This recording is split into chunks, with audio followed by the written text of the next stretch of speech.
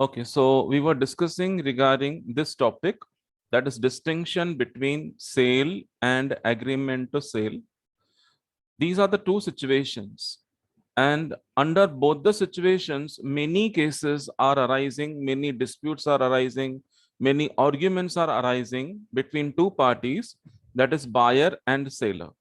So it is very much necessary to prove in the court that what kind of case it is, whether it is related to sale or whether it is related to agreement to sale, because both the situations are having different provisions, both the situations are having different remedies for both the parties.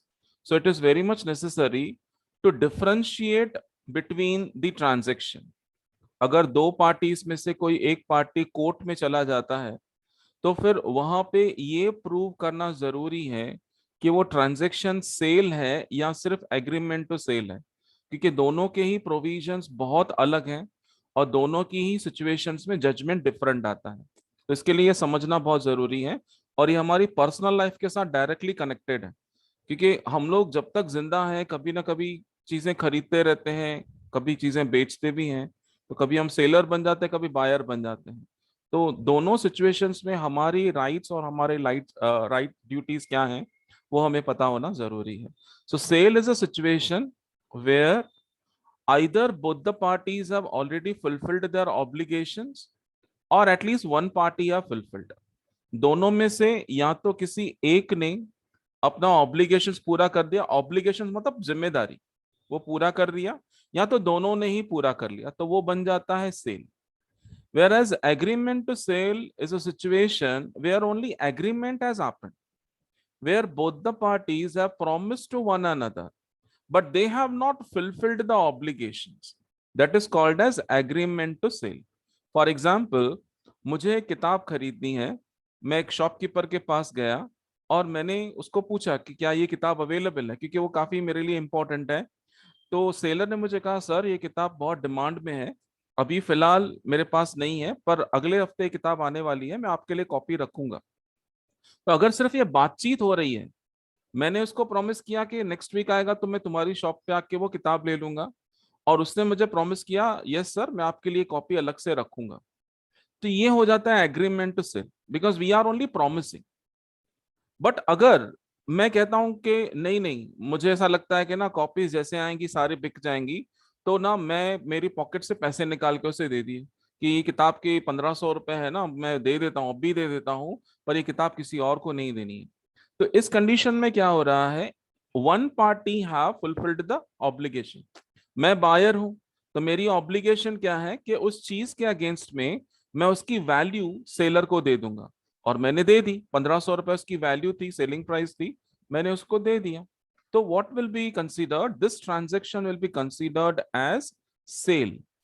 सो जहां पे ऐसी situation है जहां पे या तो दोनों parties ने अपने परफॉर्मेंस पूरे कर दिए, या तो एटलीस्ट किसी एक ने पूरा किया। लेकिन एग्रीमेंट टू सेल में क्या होता है, दोनों पार्टीज फ्यूचर में ही अपना परफॉर्मेंस पूरा करने वाले हैं। So these are the two distinction points which we have discussed yesterday. One is executed or executory. Contract of sale is executed contract. Why? Because either both the parties have fulfilled their obligations और at least one party. ये आपको याद रखना है, अगर किसी एक party ने भी अपना प्रॉमिस पूरा करके रखा हुआ है तो भी वो जो है सेल कहलाएगा। दोनों ने कर दिया तो परफेक्ट सेल है, लेकिन अगर किसी एक ने भी पूरा किया है ना, तो ये कायदे के अनुसार, ये एक्ट के अनुसार ये सेल बन जाता है। But agreement to sell is executory contract. Executory means which is related to the future, जो भविष्य में दोनों पार्टीज हैं अपना जो परफॉर्मेंसेस हैं वो पूरा करेंगे। तो पहली ये डिस्टिंक्शन पॉइंट थी। देन सेकेंड पॉइंट क्या आया था, actual transfer of property in goods. Property का मीनिंग रहता है ओनरशिप, और ओनरशिप मीन्स रिस्क ऑल्सो। आपको प्राइड तो मिलता है कि आप उसके ओनर बन गए, पर ओनरशिप के साथ साथ सारे रिस्क जो भी हैं वो आपकी तरफ आ जाते हैं। तो यहाँ पे क्या दिया हुआ है, in case of sale there is an immediate transfer of ownership in the goods irrespective of question of delivery. That means चाहे पर चीजें जो भी हैं वो सेलर के पास रहेंगी, मतलब अभी तक वो ट्रांसफर नहीं किया है, चीजें अभी तक ट्रांसफर नहीं की, पर ओनरशिप अपने आप ट्रांसफर हो गई। जैसे वो जो किताब के लिए मैंने पैसे दे दिए ना, जैसे ही मैं पैसे उसे दे रहा हूं, मैं उस किताब का ओनर बन गया, मैं मालिक बन गया उस किताब का, भले ही वो किताब उसने अभी तक मुझे दी नहीं। Right? So that is called as transfer of ownership. In case of sale, immediately the ownership is getting transferred, but in case of agreement of sale, there is no immediate transfer of ownership in the goods. It takes place at future date or subject to some conditions to be fulfilled thereafter. ये जो agreement to cell है उसमें property immediate transfer नहीं होता है, पर ये कब होता है? It takes place at future date, वो आने वाली डेट में होगा, फ्यूचर डेट में होगा, और सब्जेक्ट टू सम कंडीशंस, या तो डिपेंड करता है किसी शर्त के ऊपर। कई बार ना शर्तें रखी जाती है कि हाँ ये चीज तुम्हारी होगी अगर ये चीज हो गई तो, मतलब आप शर्त रख रहे हैं कि ये हुआ तो फिर मैं गुड्स तुम्हें दे दूंगा, तो that is called as subject to some conditions. मतलब ये डिपेंड करता है एक शर्त के ऊपर जो पूरी हो जाएगी, तो जैसे ही वो पूरी हो जाएगी उसके बाद there after the property will be transfer, this also you have to keep it in mind. तो यहाँ पे क्या होता है, जो बायर है वो ओनर जल्दी नहीं बन जाता है। यहाँ पे ऐसा भी हो सकता है कि शायद पोजीशन ऑलरेडी बायर के पास है। मैंने कल एग्जांपल में सीखा था ना, हम लोगों ने ईएमआई के ऊपर कुछ चीजें खरीदी थी हम लोगों ने, तो पोजीशन ऑलरेडी है पर वो ओनर नहीं है, उसका ओनर नहीं है वो। तो ये एक दूसरी डिस्टिंक्शन की पॉइंट है। Now today we are going to understand regarding passing of risk in goods to buyer. ये जो रिस्क है, गुड्स के साथ जो रिस्क है वो बायर की तरफ कब जाता है? Passing of risk, that means how it is getting pass और how it is getting transferred, वो किस तरह से जाता है। यहां पे दिया है, in sale the risk in goods passes to the buyer no sooner than the contract of sale is made. The moment contract of sale is made, all the risk of the goods are getting transferred to the buyer. जैसे ही वो transaction होता है, जैसे मैंने अभी आपको example दिया, अगर मैं जैसे ही 1500 रुपए उसे दे दूंगा, कॉन्ट्रैक्ट ऑफ सेल बन गया, सेल बन गया, प्रॉमिस एग्रीमेंट टू सेल नहीं, वो सेल है। तो जितनी भी रिस्क है उस किताब के साथ, जो भी गुड्स के रिस्क हैं, वो सारे के सारे मेरे हो जाएंगे। यहाँ पे मैं आपको एग्जांपल देता हूँ। सी, हम लोगों को इंडिया इंडिपेंडेंट हुआ था 1947 में, और उस जमाने में ऐसी चीजें हुई थी जो अनप्लीजेंट थी। काफी सारे जो हिंदूज थे वो पाकिस्तान से डिपोर्ट किए गए यहाँ पे, यहाँ से जो मुस्लिम्स रहते थे वो पाकिस्तान डिपोर्ट किए गए थे, और बहुत ज्यादा क्लैशेस हुए थे, बहुत ज्यादा लोग मारे भी गए थे इस चीज में। तो उस दौरान 1949 में एक किताब लिखी गई थी, गद्दार। आई एम नॉट टॉकिंग गद्दर, गद्दर तो फिल्म थी, गद्दार एक फिल्म, एक नॉवेल लिखी गई थी। और वो नॉवेल एक ऐसे पर्सन ने लिखा था जो उन चीजों का विटनेस था, मतलब उसने वो सारे मंजर देखे थे कि किस तरह से लोग झगड़ रहे थे, लोगों को मारा जा रहा था। तो उसके बेस पे उसने वो किताब लिखी, और वो 1949 में लिखी थी, लेकिन वो पब्लिश 1959, 10 साल के बाद कुछ हुआ था। तो वो किताब की लैंग्वेज इतनी ज्यादा डेंजर थी कि लोगों में वो चीज फिर से वो जग रही थी, मतलब वापस से वो चीजें भड़कने लगी थी। तो गवर्नमेंट ने उसके ऊपर बैन लगा दिया तुरंत कि ये किताब कोई नहीं रखेगा, नहीं पढ़ेगा, नहीं। पब्लिशर के ऊपर भी केस हो गया था। इनफैक्ट मैंने तो एक जगह पे ऐसा भी सुना था, I don't know whether it is authenticated और नॉट, उन किताबों को जलाया गया था जो भी किताबें बची हुई थी। मतलब वो क्राइम हो गया वो किताब रखना अपने पास, उन सारी किताबों को ढूंढ के जलाया गया, और ऐसा भी कहा गया कि अगर ये किताब किसी और के पास मिली तो उसको सजा भी मिलेगी, मतलब वो क्राइम हो गया किताब रखना। ठीक है? तो समझो इस तरह का कोई मटेरियल किसी ने ऑर्डर किया है, और बाद में ये पता चला कि अभी बैन हो गया, ये बिकेगा नहीं मार्केट में, और इनफैक्ट जिसका रहेगा उसको पनिशमेंट भी मिलेगी। तो ये होती है रिस्क जो बाद में आएगी। तो उस कंडीशन में सेलर अपने आप ही छूट जाएगा उस जिम्मेदारी से। वो बोलेगा कि I am not the owner, I got the money though it is in my custody, but it is not with me. तो उसके अनुसार जो भी उसकी रिस्क रहेगी वो सारी की सारी किसकी हो जाएगी, बायर की हो जाएगी, because this is the case of sale. But in case of agreement to sell, the risk is not getting transferred from seller to buyer easily. यहाँ पे दिया भी हुआ है, here the risk in the goods remains with the seller and it passes to the buyer only when the property in the goods passes to the buyer and not before that. मतलब यहाँ पे ऐसा क्या है कि जो भी risk रहेगी वो सेलर की ही रहेगी, और वो पास तब होगी जब प्रॉपर्टी ट्रांसफर की जाएगी। प्रॉपर्टी मतलब जब ओनरशिप ट्रांसफर की जाएगी, उसके पहले नहीं। हो सकता है कि वो चीजें बायर के कस्टडी में होंगी, उसके अंडर में ही रहेंगी, उसके पोजीशन में ही रहेंगी, पर फिर भी उसकी रिस्क जो है वो सेलर के पास रहेगी। वो चीजें गुम हो जाती हैं, चोरी हो जाती हैं, कुछ भी हो जाता है, तो बायर उसके लिए जिम्मेदार नहीं है। राइट, सपोज मैंने एक कार खरीदा और वो कार मैंने ईएमआई पे खरीदा है, तो जब तक मैं सारे ईएमआई पे नहीं करता हूं, मैं कार का ओनर नहीं हूं। कार मेरी पोजीशन में है, मैं चला रहा हूँ, कार को यूज कर रहा हूँ, हर महीने ईएमआई पे कर रहा हूँ, पर I am not the owner because that car is hypothecated car. Car hypothecated है ना।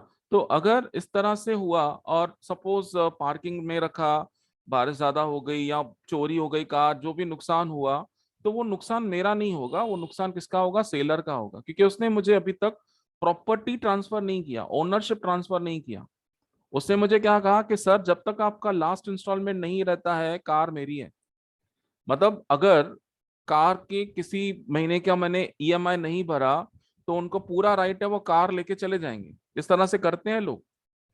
लोग खरीदते हैं ईएमआई पे, किस्तों पे चीजें खरीदते हैं, फिर इंस्टॉलमेंट पे नहीं कर पाते हैं, फिर वो दुकान वाले आके वो चीजें उठा के लेके जाते हैं। आपने शायद ये देखा भी होगा कई बार, क्योंकि वो उसके ओनर हैं।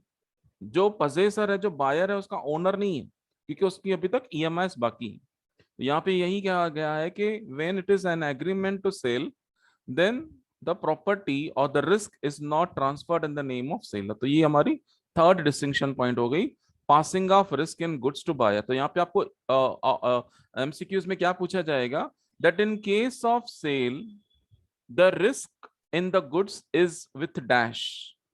Once again I repeat, in case of sale the risk in the goods is with the dash।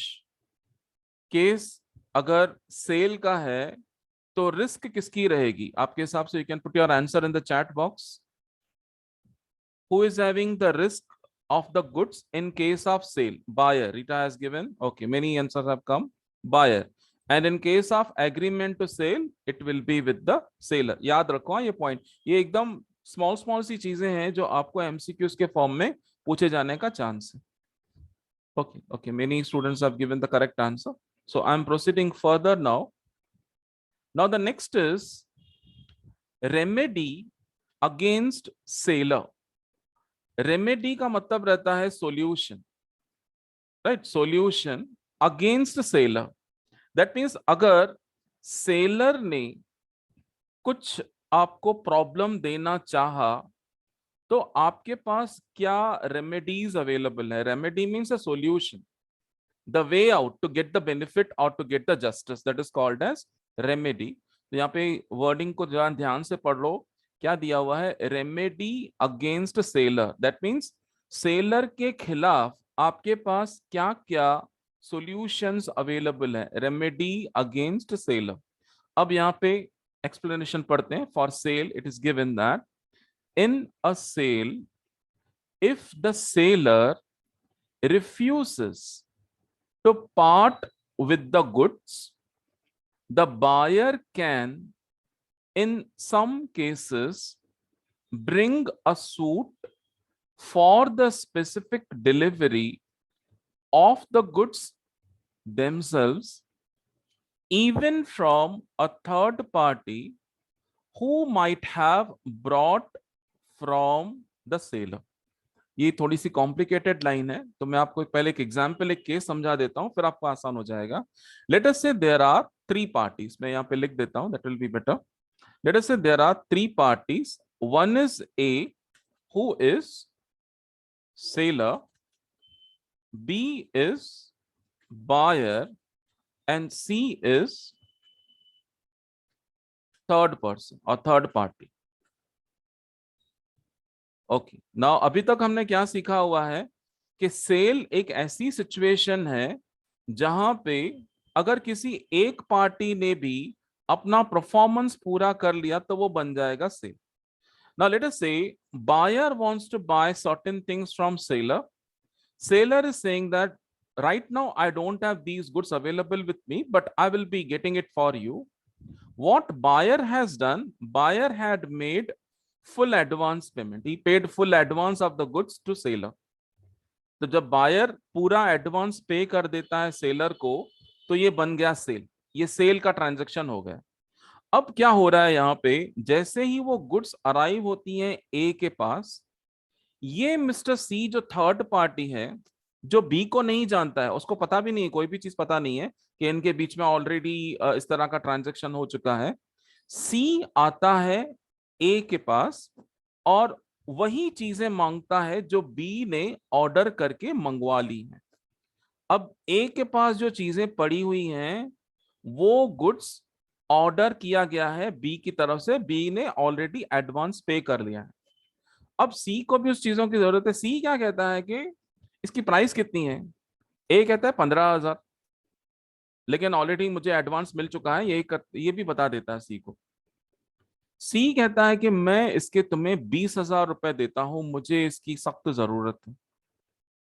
काम करो ना, 15,000 बी ने दिया है ना, बी को 15,000 लौटा दो, ठीक है, और जब दूसरी बारी आएगी तब दे देना, मुझे अभी दे दो।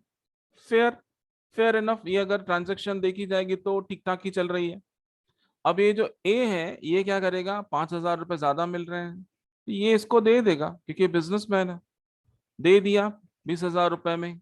अब उसी दिन शाम को ये बेचारा जो मिस्टर बी है, ये आया ए के पास, वो बोलता है कि sir I have given you 15,000 rupees for my goods, I have come to take the delivery of the goods, where are my goods. अब ए जो है वो रिफ्यूज कर रहा है पार्ट, मतलब ये चीजें देने से मना कर रहा है। ये जो लाइन दिया ना यहाँ पे, seller refuses to part with the goods, that means he is not ready to give the goods to the buyer, buyer को नहीं दे रहा है। अब ए जो है सारा माजरा उसको समझा रहा है कि देखो भाई, तुमने 15,000 रुपए दिए थे, मेरे पास एक कस्टमर आया जो मुझे 20,000 रुपए दे के गया, तो मैंने तो बेच दी, ये 15,000 रुपए तुम रख लो तुम्हारे पास, ऐसा नहीं कि मैं तुम्हें चीजें नहीं दूंगा, थोड़े दिन के बाद फिर से आ जाएगी तो ले लेना 15,000 रुपए में। अब ये बायर को बड़ा गुस्सा आ रहा है क्योंकि ये तो इतने दिन से इंतजार कर रहा था, शायद इसका कोई बहुत बड़ा नुकसान भी होगा अगर ये चीजें नहीं मिली तो।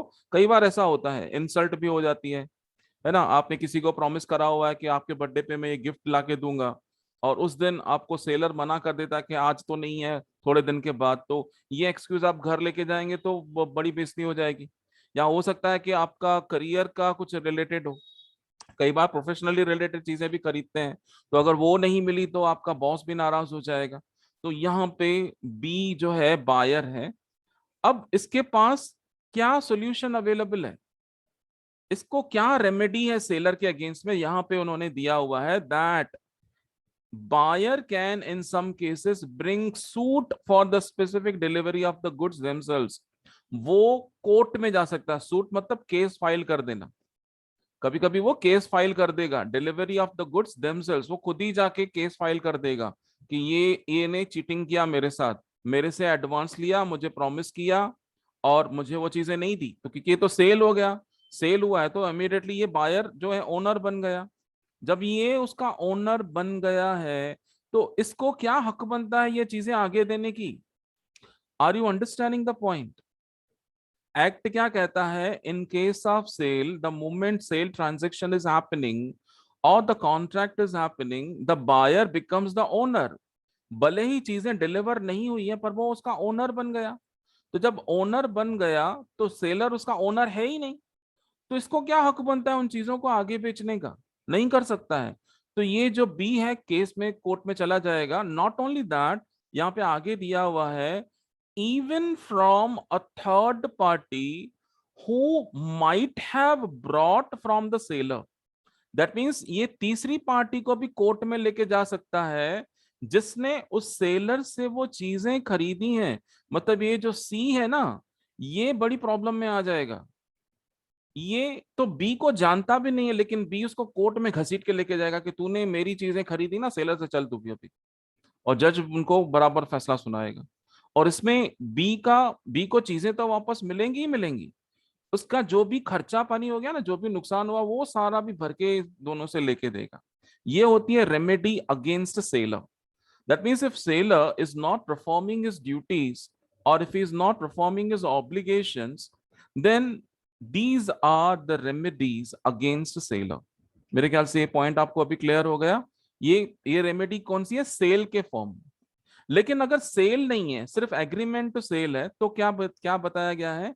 यहाँ पे बताया गया है in case of an agreement to sell the remedy against the seller is only a suit for damages for breach of agreement. अब यहाँ पे क्या हो रहा है? ओनरशिप तो ट्रांसफर नहीं हुई है, सिर्फ प्रॉमिस किया है दोनों ने एक दूसरे को। ए ने बी को प्रॉमिस किया कि भाई चीजें आएंगी तो मैं तुम्हें दे दूंगा। बी ने कुछ पैसे वगैरह नहीं दिए, ए को तो सिर्फ ये एग्रीमेंट हो गया। बाद में सी आया और सी ने ज्यादा पैसे लेके ए से खरीद लिया। ए वेरी वेल सेल कर सकता है ना, क्योंकि ओनर तो ए ही है। तो ए ने सेल कर दी सी को। लेकिन यहाँ पे बी का कुछ नुकसान हो गया होगा, तो बी वो चीजें नहीं मांगेगा, पर वो कोर्ट में जाके डैमेजेस को क्लेम कर सकता है। अगर वो चीजें उसकी लिस्ट में आ जाती है, मतलब वो इन्फोर्सेबिलिटी में आ जाती हैं, तो फिर वो डैमेजेस क्लेम कर सकता है for the breach of agreement, क्योंकि उसने अपना प्रॉमिस तोड़ दिया ना, एग्रीमेंट तोड़ दिया। उसने प्रॉमिस किया था कि चीजें जैसे आएंगी मैं तुम्हें दे दूंगा, पर वो बी को ना देके ए ने सी को बेच दिया। तो बी कोर्ट में जाके डैमेजेस क्लेम कर सकता है। और थर्ड पार्टी का तो सवाल ही नहीं उठता, सी को तो बिल्कुल भी हाथ नहीं लगा सकता। ये सेल के केस में वो सी को भी कोर्ट में लेके गया ना, लेकिन एग्रीमेंट टू सेल में थर्ड पार्टी के अगेंस्ट आप कुछ नहीं कर सकते। तो ये हो जाता है रेमेडी अगेंस्ट सेलर। अब हमेशा सेलर ही बदमाशी करेगा ऐसा नहीं है, कई बार जो बायर है वो भी स्मार्ट रहते हैं, कई बार वो भी गेम खेलते हैं। तो दूसरी बात है remedy against buyer. That means if the buyer is not in a position to fulfil his obligation, then what are the remedies with the seller against buyer. Buyer के अगेंस्ट में क्या क्या उसके पास सॉल्यूशंस अवेलेबल हैं, तो यहाँ पे दिया है in case of sale if the buyer refuses to pay the price, the seller can file a suit against him for recovery of the price because the property in the goods has already passed to the buyer. The seller has also right to lien, एक minute में यहाँ पे underline कर देता हूं, right to lien, right to stoppage in transit and even resale. Resale मतलब वापस आगे बेच देना। यहाँ पे क्या हो रहा है? चीजें जो है, मतलब ये क्रेडिट पे नहीं हो रहा है, ये बात हो गई सेल बायर ने कहा कि I will be buying it, मैं खरीद लेता हूं। पर जैसे ही चीजें देने का बारी आया तो बायर ने कहा कि मेरे पास पैसे ही नहीं है, पैसे नहीं दे सकता। दैट मीन्स अभी वो अपने प्रॉमिस से मुकर रहा है। तो यहाँ पे सेलर ने तो अपनी जिम्मेदारी पूरी कर दी, दैट मीन्स ये बन गया सेल। तो अभी सेलर क्या कर सकता है? Seller can file a suit, he can file a case in the court against him, that means against buyer, for recovery of the price। Price recover करने के लिए वो कोर्ट में जा सकता है। ये तभी हो सकता है जब चीजें ऑलरेडी बायर के पास पहुंच गई है। बायर के पास पहुंच गई, डिलीवर कर दिया, बाद में वो हाथ ऊपर करके खड़ा हो गया बायर, मेरे पास तो भाई पैसे नहीं है, मैं तो नहीं दे सकता। तो अभी सेलर क्या करेगा? सेलर वहां से चीजें उठाएगा नहीं, सेलर बोलेगा चलो कोर्ट में देने ही पड़ेंगे, क्योंकि हमारा ट्रांजेक्शन जो है वो सेल है, ये एग्रीमेंट तो सेल नहीं था, ये सेल हो गया है, तो अभी तो तुम्हें मुझे पैसे देने ही पड़ेंगे। और सपोज चीजें अभी तक डिलीवर नहीं हुई है, अभी तक सेलर के पास ही है, चीजें डिलीवर नहीं है, सेलर के पास है, लेकिन सेल ट्रांजेक्शन है, पक्का ट्रांजेक्शन है। तो फिर सेलर के पास क्या राइट है? उन चीजों को अपने पास रख देगा। मतलब अगर बायर मांगने भी आया ना कि अरे दे दो ना मुझे, मैं बाद में पैसे दे दूंगा, नहीं, सेलर बोलेगा नहीं, ये तो मैं बिल्कुल नहीं करने वाला हूँ, पैसे मुझे पूरे दे दो, मैं तुम्हें दे दूंगा, तब तक वो चीजें कब्जे में रहेंगी, लीन मतलब उसके कस्टडी में रहेंगी, सेलर की कस्टडी में। या तो समझो सेलर ने ट्रांसपोर्ट में दे दिया, ट्रक में चीजें चढ़ा दी, ट्रक शुरू हो गया और बायर के पास जा रहा है, ठीक है, बायर के पास वो चीजें जा रही, लेकिन वो चीजें पहुंचने के पहले सेलर ने बायर को फोन किया कि भाई पैसा ट्रांसफर कर दो क्योंकि चीजें तो यहाँ से निकल चुकी, और अभी बायर बोलता है इससे यार मेरे पास तो पैसे ही नहीं है, मैं तो नहीं दे सकता। तो सेलर को क्या अधिकार मिल जाता है, उन चीजों को वहीं पे रुकवा देना, वो ड्राइवर को फोन करेगा कि चीजें लेके जाने की कोई जरूरत नहीं है, वापस लेके आ जाओ। तो ये उसको दूसरा अधिकार मिल गया। और तीसरा अधिकार है रीसेल, वो चीजें वापस मंगवा के किसी और को बेच देगा, रीसेल कर देगा, किसी को भी देगा, ज्यादा प्राइस या कम प्राइस वो अलग बात है। तो ये बायर के पास कोई अधिकार नहीं रहेगा, जैसे यहाँ पे कैसे बायर कोर्ट में लेके गया ना सभी को, तीसरी पार्टी को भी कोर्ट में लेके गया, यहाँ पे ऐसा नहीं कर सकता है। Here he can not do that because buyer has not paid the money, so seller is having remedy against buyer. तो अगर सेलर ने वो चीजें आगे किसी और को बेच भी दी तो बायर कुछ नहीं कर सकता है। तो ये हो जाती है remedy against buyer in case of sale. लेकिन अगर सिर्फ एग्रीमेंट हुआ है तो क्या क्या रेमेडीज हैं। It says that in an agreement to sell the remedy against the buyer is only a suit for damages, वो सिर्फ डैमेजेस क्लेम किए जा सकते हैं, पूरे के पूरे पैसे वसूल नहीं किए जा सकते हैं। फॉर ब्रीच ऑफ एग्रीमेंट, क्योंकि एक प्रॉमिस तोड़ दिया, इसके लिए जो भी नुकसान हुआ उस चीज का वो भर के लेके जा सकता है। And not for the price, पैसे नहीं मांगे, प्राइस नहीं मांगी जा सकती। सेल में तो वो प्राइस मांग रहा है ना, सेल में वो प्राइस मांग रहा है, जो भी उसके गुड्स के पूरे पैसे थे वो मांग रहा था। लेकिन एग्रीमेंट के सेल में नहीं मांग सकता, डैमेजेस मांग सकता है, जो उसका एक्स्ट्रा खर्चा हुआ वो मांग सकता है। unless the price was payable at the stated date which has already passed। मतलब ये उन्होंने एक और कंडीशन डाल दी है कि अगर सपोज टाइम आ गया पैसा देने का और अगर उसने नहीं दिया तो फिर वो प्राइस मांग सकता है। लेकिन अगर वो डेट अभी तक नहीं आया है और उसने प्रॉमिस तोड़ दिया तो फिर वो प्राइस नहीं मांग सकता है, वो केवल डैमेजेस मांग सकता है। I hope you understood this particular point, क्या क्या रेमेडीज हैं। तो आप यहाँ पे नोटिस कर सकते हो, अगर सेल ट्रांजेक्शन है तो ज्यादा रेमेडीज है, ज्यादा पावर है दोनों को, बायर को भी पावर है, सेलर को भी पावर है। लेकिन अगर सिर्फ एग्रीमेंट है तो इतना ज्यादा पावर नहीं दिया हुआ है। Then the last point for today, that is right in rem और in personam. I am just underlining these two words. Rem means you can have the right against whole world। जो लोग involve रहेंगे ना आपके मतलब आपके साथ अगर कुछ नुकसान हुआ है, आप सबके अगेंस्ट में केस दाखिल कर सकते हो, दैट इज रेम। एंड पर्सन ने मतलब सभी के अगेंस्ट नहीं, जिस पर्टिकुलर पर्सन की वजह से लॉस हुआ है उसको ही आप केवल कोर्ट में लेके जा सकते हैं। तो यहाँ पे दिया हुआ है in sale, a sale creates a right in rem, that is a right on the goods against the whole world. मतलब उस पर्टिकुलर नांसाफी के साथ जितने भी लोग जुड़े हुए रहेंगे ना, आप सबके अगेंस्ट केस कर सकते हो। जैसे यहाँ पे हम लोगों ने सीखा ना, ये अगेंस्ट सेलर के अगेंस्ट में, कि अगर मिस्टर सी जो था वो थर्ड पार्टी था फिर भी उसको कोर्ट में लेके गए ना हम लोग, तो वो रेम होता है। मतलब आप दूसरे लोगों को भी जिन जो जो इन्वॉल्व हो जाते हैं नोइंगली और अनोइंगली, आप उनके अगेंस्ट में भी केस दाखिल कर सकते हैं। But in case of agreement, an agreement to sale creates a right in personam. That is a right only against the person who for any default in performing is part of the agreement। That means जिस person की वजह से आपका कुछ नुकसान हुआ है, आप सिर्फ उसी पर्सन को कोर्ट में लेके जा सकते हैं, बाकी लोगों को नहीं। हो बाकी के लोग भी इन्वॉल्व रहेंगे शायद, पर आप उनके अगेंस्ट कुछ नहीं कर सकते हैं, क्योंकि आपको जो राइट मिला है वो पर्सोनेम राइट है एग्रीमेंट टू सेल में।